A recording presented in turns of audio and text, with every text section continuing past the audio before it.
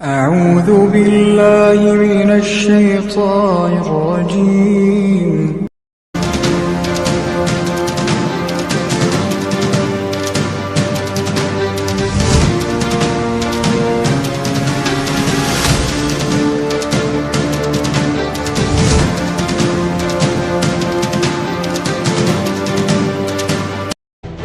Kaum muslimin, hamba-hamba Allah sekalian yang kami muliakan, Dajjal ini akan memasuki seluruh kota-kota besar di dunia, kecuali Mekah dan Madinah dia tidak berhasil memasuki. Kedua kota ini, baik fisiknya tidak bisa masuk ke Mekah Madinah, baik ilmu kekuatan sihirnya dan magicnya tidak bisa masuk ke dalam Mekah dan Madinah. Makanya salah satu kata Nabi, kalau kamu ingin selamat, kamu dengar Dajjal sudah keluar, segeralah hijrah, larilah ke Mekah atau ke Madinah. Jika tidak mampu, ada 5 langkah lain yang diperintahkan Nabi agar selamat dari Dajjal la'natullah alaih. Kaum muslimin yang kami muliakan, Dajjal ini bukanlah makhluk raksasa tinggi besar.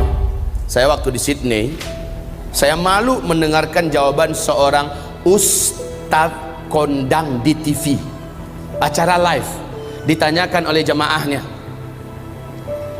apakah itu Dajjal? Oh, katanya, Dajjal itu adalah makhluk yang sangat tinggi besar.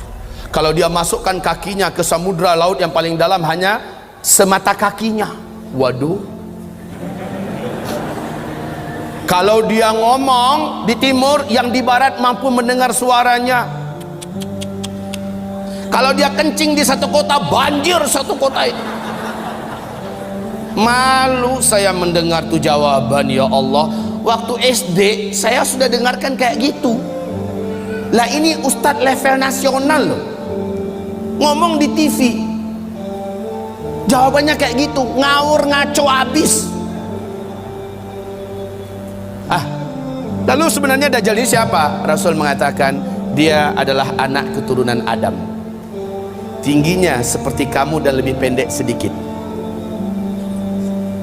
mukanya bulat, kedua bola matanya utuh ada, hanya yang sebelah kanan tertutup oleh lapisan dagingnya yang atas meleleh kemari menutupi, dan bagian tutupan ini lengket ke pipinya, dan ada bergelantungan macam jengger ayam sedikit, kayak dahak orang, maaf ya, kayak orang kumpulkan dahak banyak-banyak lalu disemburkan ke mata orang ini lalu meleleh gitu. Seperti inilah melelehnya daging di atas. Ini akibat dukhon loh, akibat dukhon. Seluruh orang kafir menjadi zombie-zombie berjalan, jelek-jelek semuanya. Baik kaum muslimin, kemudian kata Rasulullah, kedua bola matanya seperti mau keluar lepas dari tempatnya. Hanya karena ini sudah ketutup, nampak tonjolan itu jelas. Sementara matanya sebelah kiri sudah hampir lepas dari tempatnya. Warnanya hijau kaca. Warna kulitnya putih kemerah-merahan, putih pucat kemerah-merahan. Bibirnya tebal, rambutnya kribo. Di sela-sela rambutnya yang kribo muncul rambut-rambut lurus seperti ijuk. Lehernya agak sedikit panjang, lebih panjang daripada kita, sedikit lebih panjang. Bahunya mereng, dadanya bidang, full daging, sekel. Rasulullah mengatakan bila ia berjalan, kamu akan melihat kedua mata kakinya saling berjauhan dan kedua jempol kakinya saling berdekatan. Udah kebayang? Seperti ini. Tapi kalau ketemu orang kayak gini jangan dibilang Dajjal.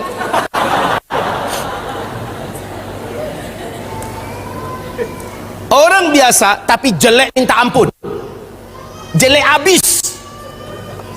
Kaum muslimin, kata Rasulullah berikutnya sallallahu alaihi wasallam, bagi orang yang beriman, yang menurut Allah imannya masih sahih, menurut Allah imannya masih benar, dia diizinkan oleh Allah mampu membaca huruf ka, fa, ra di antara kedua alis matanya. Ada tertulis ka, fa, ra, yaitu kafir. Walaupun aslinya dia nggak pandai membaca Arab, membaca Al-Quran, tapi imannya menurut Allah sahih, dia akan mampu melihat itu. Kalau sempat kepapasan beberapa papasan, dia mampu melihat kafara.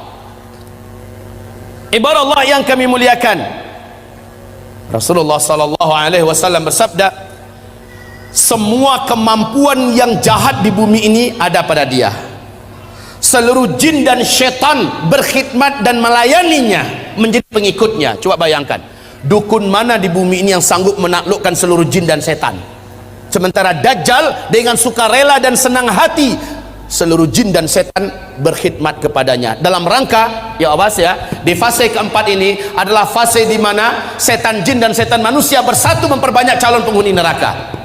Di fase keempat ini, makanya ketika Dajjal muncul, ma baina khalqi Adam ila qiyamis sa'ah fitnatun akbar minad Dajjal. Sejak bumi ini Allah ciptakan, sejak Adam Allah ciptakan sampai hari kiamat, tidak ada fitnah yang lebih dahsyat, tidak ada fitnah yang lebih hebat, tidak ada fitnah yang lebih berat melebihi fitnahnya Dajjal. Maka berlindunglah kamu kepada Allah dari fitnah Masih Dajjal. Wallahi, kata Nabi, kalau saya hidup, saya yang akan membela kamu paling di depan. Tapi jika saya sudah tidak ada, setiap kamu harus bela dan jaga dirinya masing-masing. Dajjal memiliki kekuatan sihir yang tidak terbatas. Dajjal memiliki kemampuan dan hipnotis magic yang sangat-sangat berat, sehingga tidak ada yang mampu melawan Dajjal. Tidak ada. Ibarat Allah yang kami muliakan, Nabi perintahkan ketika kamu dengar Dajjal masuk ke kota-kota kamu, langsung sihirnya menyebar, yang menjadikan seluruh manusia yang juga sudah putus asa dengan beratnya beban hidup, dengan sukarela datang untuk menyongsong di mana titik Dajjal berada. Mereka berharap Dajjal bisa membagi-bagikan rezeki. Saat itu kata Rasulullah, wahai kaum lelaki, bawalah istri-istri kalian masuk ke rumah, ikat dia di dalam rumah, tambatkan dia di tiang-tiang rumah kamu. Carilah ibu-ibu kamu, bawa dia ke rumah, ikat kakinya, ikat tangannya, tambatkan dia di tiang-tiang di dalam rumah. Carilah anak-anak gadis kamu, selamatkanlah wanita-wanita kamu, karena sesungguhnya yang paling banyak sujud menyembah Dajjal ketika Dajjal masuk ke kota-kota di bumi ini adalah kaum wanita. Mereka yang paling banyak menyembah Dajjal. Dan kata Rasulullah, siapa yang sempat menyembah Dajjal, maka sampai dia menghembuskan nafas terakhirnya, dia tidak akan pernah lagi beriman kepada Allah, dan dia akan kekal di neraka selama-lamanya. Maka ibu-ibu, pantas kalau Nabi memperingatkan umatnya berulang-ulang, berlindunglah dari Dajjal, berlindunglah dari Dajjal, berlindunglah dari Dajjal. Seluruh dukun satu bumi, seluruh ahli-ahli sihir satu bumi akan sujud menyembah Dajjal. Dengan sihirnya Dajjal menunjuk ke arah langit, maka dalam pandangan mata manusia awan berkumpul berarak dari mana-mana, padahal sudah sekian tahun awan tidak ada di langit. Lalu menurunkan air hujan, padahal hanya Tuhan yang mampu melakukan itu. Dengan telunjuknya Dajjal menunjuk ke arah tanah yang gersang dan tandus, maka tanah itu seperti memperlihatkan rumput-rumput hijau pun muncul, air sungai mengalir. Dengan sihirnya Dajjal, dia menunjuk ke arah kuburan yang ada, maka seluruh yang pernah mati dan ada di kuburan itu bangkit, hidup dalam keadaan utuh, manusia yang utuh seperti masih hidup dulu, dan langsung berjumpa sang ayah dengan anak, anakku, mak dengan anak, anakku, suami dengan istri, istriku, padahal mereka sudah mati. Ternyata terbongkar rahasianya. Rasul mengatakan itu seluruhnya bukanlah orang yang sudah mati, tapi jin-jin dan setan-setan yang menjelma menjadi orang yang dulu pernah hidup, agar menipu orang-orang yang masih hidup ini. Lalu mereka berkata, inilah Tuhan kita yang telah menghidupkan kami kembali. Akhirnya manusia sujud kepadanya. Sungguh sangat dahsyat, Pak. Orang-orang lemah iman, minim amal soleh, dia akan tertipu. Ingat sekali lagi, siapa yang beriman dengan Dajjal, dia tidak akan pernah beriman kepada Allah sampai dia mati. Dia akan menjadi ahli neraka kekal di dalamnya. Sekarang, apakah tanda-tanda Dajjal akan keluar? Ini penting. Sudahkah ada tanda-tanda itu sekarang? Menurut ibu, sudah ada apa belum? Apa? Sebentar, tolong dibaca hadis yang diriwayatkan, yang diceritakan oleh Fatimah binti Qais radhiyallahu anha. Hadis ini diriwayatkan oleh Imam Muslim dalam kitab sahihnya. Hadis ini diceritakan juga perjalanan Tamim Ad-Dari sebagai seorang kapten kapal dengan 20 anak kapalnya. Mereka diombang-ambingkan oleh ombak laut yang sangat tinggi. Hari gelap, angin sangat kencang, hujan lebat turun, petir menyambar-nyambar. Mereka tidak mampu mengendalikan kapalnya. Terdamparlah mereka di salah satu pulau laut Yaman. Satu malaman mereka masih stay di atas kapal. Besok ketika matahari terbit, laut sudah tenang, mereka pun turun ke pulau itu. Kemudian mereka masuk ke dalam pulau, berjumpa dengan seekor binatang, yang binatang tersebut tinggi dan besar, berkaki 4, bulunya lebat hitam. Binatang tersebut dapat berbicara dengan bahasa Arab yang fasih, dan dia memperkenalkan dirinya bernama Al-Jassasah, sehingga hadis ini oleh para ulama ahli hadis disebut dengan hadis Jassasah. Binatang ini, ibarat yang kami muliakan, memperkenalkan diri.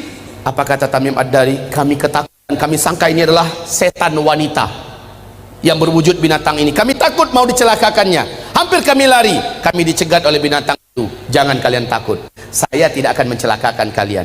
Apakah kalian datang dari Arab? Kami menjawab, iya. Sudah lama saya menanti kedatangan ada yang datang dari Arab. Sesungguhnya seorang lelaki di kuil tua sana sudah sangat lama menanti-nanti kedatangan orang yang datang dari Arab. Dia ingin mendengarkan perkembangan berita terakhir dunia sekarang. Pergilah kalian ke kuil tua itu, jawablah pertanyaan-pertanyaannya. Maka dalam keadaan takut, kata Tamim Ad-Dari, kami lari terbirit-birit meninggalkan binatang ini menuju kuil tua tersebut. Sampai di kuil tua itu, kami terbelalak, mulut menganga melihat pemandangan yang belum pernah kami melihatnya. Seorang lelaki bertubuh gempal, kedua kakinya dirantai dengan rantai yang teramat sangat berat dan besar, rantai besi. Laki-laki ini tergeletak di lantai. Rantai itu bersambung mengikat kedua tangannya. Rantai yang berat, besar, dari besi. Rantai tersebut menyambung mengikat membelenggu lehernya. Lalu dia berkata, kalian tidak usah takut. Apakah kalian datang dari Arab? Kami menjawab, iya. Sudah lama saya menanti kedatangan kalian. Apakah di Arab sudah muncul seorang lelaki yang ummi, mengaku-ngaku menjadi nabi penutup, namanya Ahmad? Kami menjawab, sudah. Ahmad kan salah satu nama Nabi Muhammad SAW. Sudah dekat. Jika begitu, waktunya sudah dekat. Apakah kalian beriman kepadanya? Tamim Ad-Dari menjawab, sebagian kami ada yang beriman kepadanya, sebagian lagi tidak. Sebaiknya kalian beriman, maka selamatlah kalian. Dia bertanya lagi, dijawab. Dia bertanya, dijawab. Apapun pertanyaannya dijawab. Kemudian pertanyaan yang perlu menjadi catatan kita, sebagai tanda dia ini akan keluar, ternyata dialah Dajjal. Ternyata dia adalah Dajjal. Dia bertanya tentang dua hal, tentang pohon kurma baisan. Tamim Ad-Dari berkata, apa yang ingin kalian tanyakan? Pohon kurma baisan itu hari ini masih berbuah enggak? Tamim Ad-Dari menjawab, sekarang masih, buahnya lebat. Lihat saja, sebentar lagi buahnya akan habis. Dan tak lama setelah itu saya pun lepas. Dia bertanya tentang Danau Tiberias. Dia bertanya tentang Danau Tiberias. Kemudian dijawab, mana? Dia bertanya tentang Danau Tiberias. Di manakah Danau Tiberias itu? Tahu? Lihat ini yang ada di lembaran yang ada di bawah.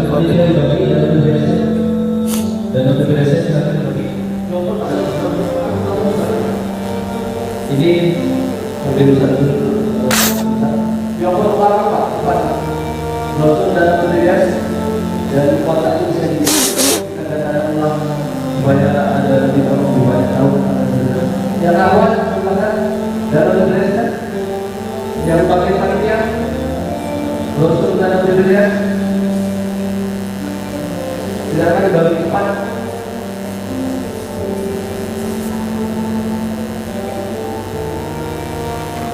Ayo, waktunya kita tidak lama. Tidak terbatas, masih banyak penjelasan tentang akhir zaman. Silakan. Mohon bantu. Terus jawab belakangnya. Yang bilang dapat. Baik, kaum muslimin, perhatikan tentang Danau Tiberias. Jadi ada dua pertanyaan si Dajjal ini tentang kebun kurma Baisan. Yang kedua tentang Danau Tiberias. Laki-laki ini berkata, apabila buah kurma di kebun kurma Baisan sudah tidak berbuah, awas, saat itu saya sudah saatnya untuk lepas. Ibu tahu nggak, Bu, di mana kebun kurma Baisan itu?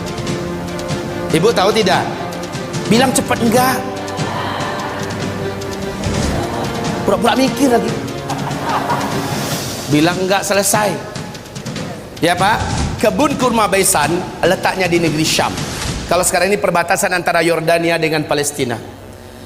Ketahuilah oleh Bapak Ibu semuanya dan bacalah la haula wala quwata illa billah. Bacalah inna lillahi wa inna ilaihi raji'un. Sudah beberapa tahun belakangan ini kebun kurma Baisan sudah tidak berbuah 100%. Batang-batangnya pun cenderung kepada mati dan lapuk. Ini yang pertama. Yang kedua, laki-laki yang terikat ini yang ternyata adalah Dajjal. Dia bertanya tentang Danau Tiberias. Lalu Tamim Ad-Dari berkata, apanya yang kau ingin tanyakan? Airnya, masih ada air nggak sekarang? Maka dijawab oleh Tamim, airnya banyak. Dan memang Danau Tiberias ini sejak terbentang bumi tidak pernah airnya susut. Airnya full, maksimal. Lalu apa kata laki-laki yang terikat itu? Dajjal ini, nanti kalau airnya sudah menyusut, tinggal sedikit, saatnya saya akan mengelilingi seluruh dunia, saya akan masuk seluruh kota-kota, saya akan kuasai manusia. Untuk Bapak Ibu ketahui seluruhnya, sejak tahun 2003 terjadi penyusutan. Lalu 2004 pemerintah Israel secara resmi membuat garis merah. Ternyata, perhatikan ini, perhatikan. Ini apa? Bagus, jawabannya jujur. Ini garis. Kalau dia bilang ini danau, terlalu. Ini adalah garis dari permukaan Danau Tiberias, ya. Ah, ini dasarnya. Kaum muslimin, sejak 2003 sampai 2013, sejak 2003 sampai 2013, danau ini telah mengalami penyusutan yang sangat signifikan. Padahal kedalaman danau ini hanya 45 meter saja. 45 meter saja. Ya. Dalam hanya hitungan 10 tahun sudah 16 meter menyusut airnya dari permukaan. 16 meter dari kedalaman 45 meter, maknanya sudah lebih 30%. Coba buka YouTube. Buka YouTube, ada di situ acara televisi resmi pemerintahan Israel menyebutkan kepanikan dan ketakutan mereka yang tidak bisa disembunyikan. Sebab apa? Ini danau, airnya sumber air satu-satunya bangsa Yahudi di Israel. Mereka nggak punya sungai, mereka nggak punya mata air yang lain, cuma ini. Di sini untuk air minum, air cocok tanam, air mandi, segala-galanya dari sini sumbernya. Dan sekarang air itu menyusut. Kaum muslimin yang kami muliakan, 16 meter sudah seperti ini posisinya.